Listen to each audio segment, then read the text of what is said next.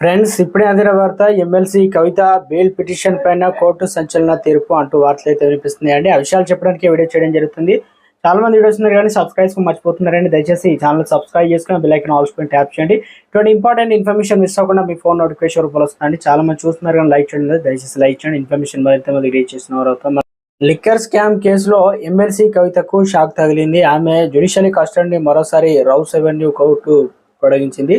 July 7 వరకు పొడిగిస్తున్నట్లు కూడా తీర్పు వెల్లడించింది.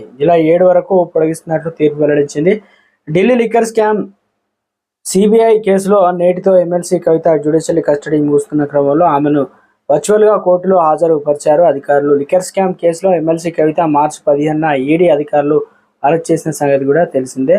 ఢిల్లీ సీఎం కేజ్రీవాల్కు షాక్ తగిలింది. లిక్కర్ స్కామ్ కేసులో ఇచ్చిన బెయిల్ను హోల్డ్ చేసింది ఢిల్లీ హైకోర్టు. నిన్న షరతులతో కూడిన బెయిల్ను కోర్టు మంజూరు చేసిన విషయం తెలిసిందే. అయితే కేజ్రీవాల్ బెయిల్ ఇవ్వడంపై ఈడీ హైకోర్టు ఆశ్రయించింది. బెయిల్ రద్దు చేయాలని చెప్పేసి తమ పిటిషనర్ అత్యవసరంగా విచారించాలని కోరింది. దీంతో తాజాగా హైకోర్టు కేజ్రీవాల్కు మంజూరు బెయిల్ నిలిపివేసింది.